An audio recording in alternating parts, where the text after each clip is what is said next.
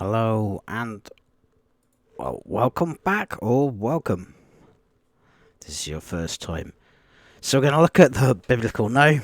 So if you don't know what the biblical no is, we're going to look at what no means in the Bible and what is the biblical no? As in, you know what. Why does the Bible use that word no? It's like it's a foreign idea for us. In fact, it's fundamentally simple. It's so simple I could tell you in a minute. So we're going to go through the whole thing and explain it. Excuse me while I cough. So we're going to explain it properly. It's going to take just 10 minutes probably. Maybe a bit longer, maybe a bit less. So we're doing a series on Tamar. On Genesis 38, which is the story of Tamar and Judah. Or Tamar and Onan, sometimes it's called. So obviously Tamar gets married to these brothers, and obviously, you know, the whole point is she gives birth.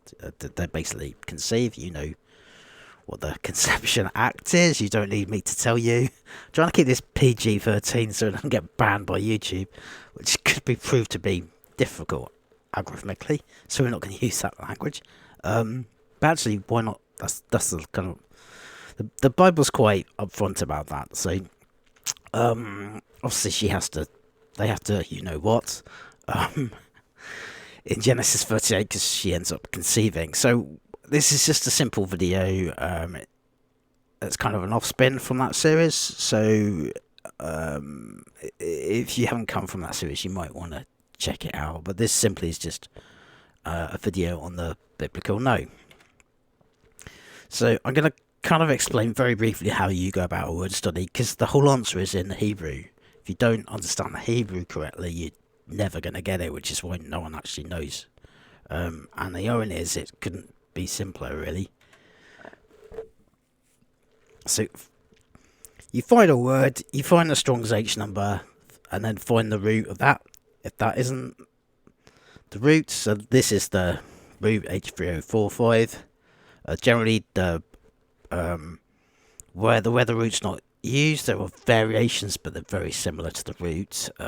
We've got different things going on linguistically, so language speaking, so future, past, new, no, all that stuff. But that's what you do basically, and then you just use biblical examples. So with this study, we're going to have to find a biblical example of no in the you know what, and then another know what, and what we find is it's the same word. So this is a general this is a non you know what no. Getting very labelly here. So Genesis 3:5 knows God, so the verb always comes before the noun in Hebrew, what God's doing in this context, because the noun's God. Using Elohim. So that word is Yada. So it's got 3 letters we can see. This all is very confusing. We're going to explain this very briefly. And actually, in the original series we're doing, we kind of go into some stuff and go into more depth of that. But this is just going to be brief. So if you do want to check out the video, and I'll give you a link in the description and tell you exactly where we kind of uncover that a bit more. So it's uses no. Ironically, uses the word eyes. So, again, we don't see this in the English. For knows God that in a day you eat of it, so it's talking about the fruit, then will be opened to your eyes. So, eyes is really important. Hold on to that idea.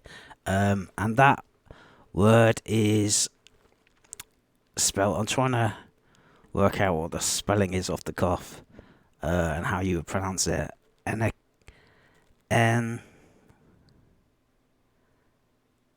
Enehem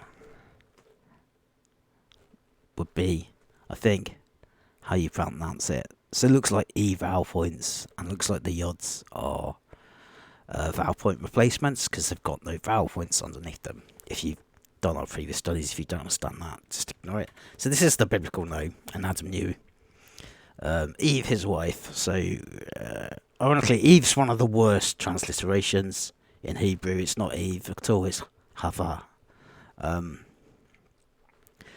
So the issue there is, without going into too deeply, because we're going to make this a half-hour video, is that the Greeks just don't have some of the letters and some of the soundings in their own language. So when Hebrew first gets translated into Greek, into the Septuagint, I think that's what it's called, the first 5 books of the Bible, the books of Moses, Septuagint, or whatever it's called. You know what I mean. It gets translated as Eve, and if you've kind of followed what we're doing carefully in the explanation of Hebrew, it's got 2 vowels in that, and that clearly is not correct. That's non-Hebrew, so we can tell it's been transliterated, because Hebrew doesn't work like that. Anyway, so what you actually do, if you want to know how to do this, so how to do a study is quite a complex thing, but that's how you would start, basically. So if you want to rewind, go back to the beginning. So you find the word, find the H number, find the root, work out what the definition is. So just Google it. So Hebrew, Strong's, and then, or use another concordance if you prefer. I generally just go to Strong's, and end up going on other stuff as well, which we won't talk about. So Hebrew, Strong's, and then the word, or the word if you know it, so it's Yada. So we kind of see that. So it's all about some sort of knowledge, and it's quite a wide definition, you'll see. Perceiving and seeing, so it relates to eye again, knowing. Wisdom, declarations, acquaintance. And you see all this like Hebrew, Nephal, PL, Hithil, Kal.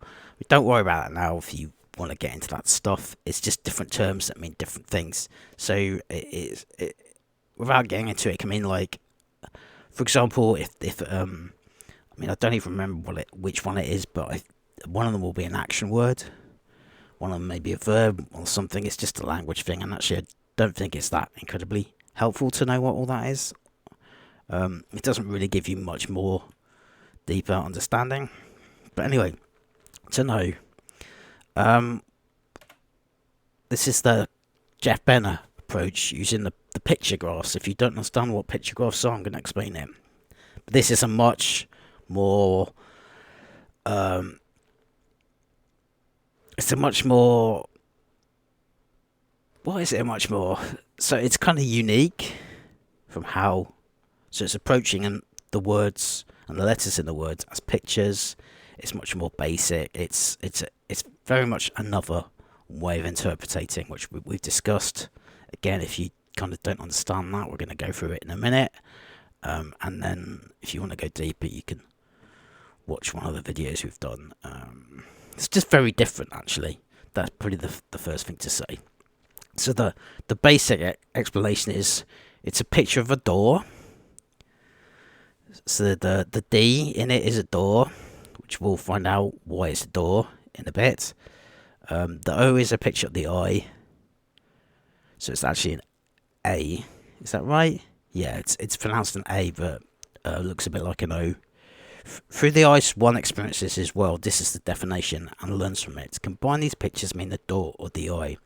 The eye is into the man's very being or the person's very being. Experiences gained through visual observation. Knowledge is retrieved through these experiences. So it's an experiential thing. What we're going to get to is familiarity. If you don't know what it is, it doesn't matter.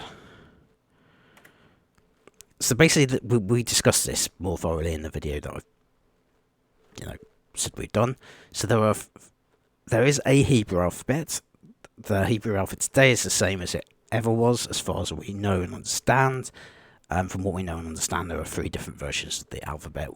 What I mean by that is it's the same language, it's the same linguistics, it's the same words, it's the same spellings, it's probably the same pronunciation with some changes through time, because that just happens anyway with any language. But they use different figures. So this is the modern Hebrew. It's very confusing. We're going to go through this very quickly. So it's called Modern Hebrew for a reason. Sorry, I can't spell the word alphabet. So before it's something called Paleo Hebrew. Now that looks much more simple and looks very much like our own alphabet, because this backwards is Greek. So the Greek alphabet is the Paleo Hebrew alphabet backwards. So the root of all languages and Western languages, and I think pretty much most languages, are as this alphabet, which is strange because we don't even know it exists. And then before that is pictures like this. So that's the picture thing. So it's a bit like hieroglyphics, but not quite hieroglyphics. So the major difference, if you want to know, between hieroglyphics in Egyptian and this.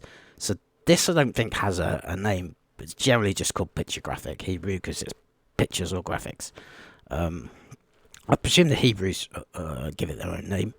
Like they give it, like Paleo-Hebrew is probably not the proper. It's not the official Hebrew label or name for their own language for Paleo-Hebrew, and we don't actually know what that is. Anyway, the biggest difference is in Egyptian hieroglyphics they use pictures for words. You only use pictures in this setting for letters.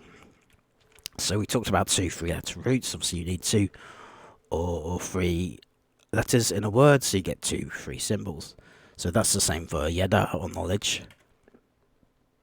That's the progression.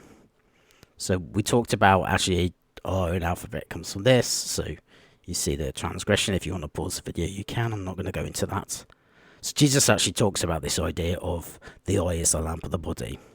It's the same idea. Where does he get it from? The word knowledge, but we don't know he's talking about knowledge, but he is. If you want to look at that and see that, pause the video, and if you want to, you can. Maybe come back to it at the end, because it's going to be difficult. So that's just yada again. So ayin and yada. So ayin means eye and yada means knowledge. They're very much connected ideas, and you can see even in the spelling they've got some overlaps.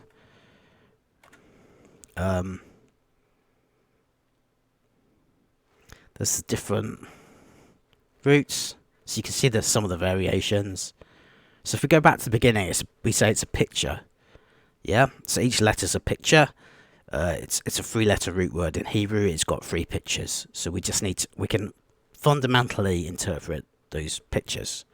So it's the one at the top is the letter Yod, and the one in the middle is the letter Dalet, and the one at the bottom is the letter Ayin. And that shows the progression. So Yod in Yada is a picture of the hand, so you can see the hand there with the arm, and it's holding something or providing something or giving something. And you can see all the different general ways it's interpreted as a picture.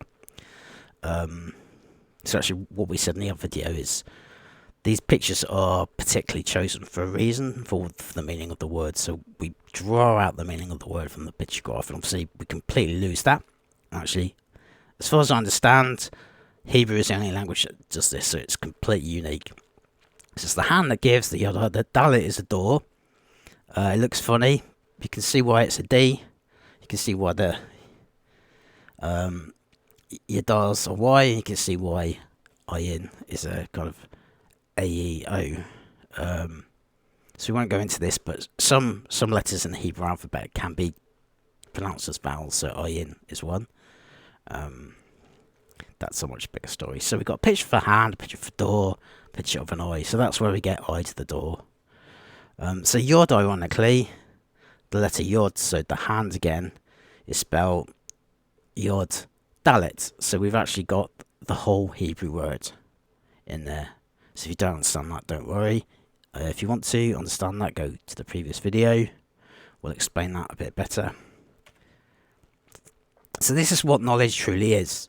So it's the hand that provides the door into the eye, and in the eye we see into what we call the soul.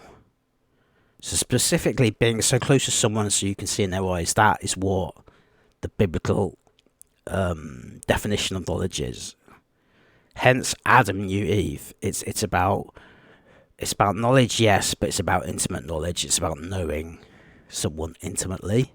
So what it's not is how we tend to define knowledge, which is like a computer really. It's like recalling data and processing it. So it's got nothing to do with memory knowledge. It's got everything to do with understanding and being intimate. That's what it is, and it's as simple as that.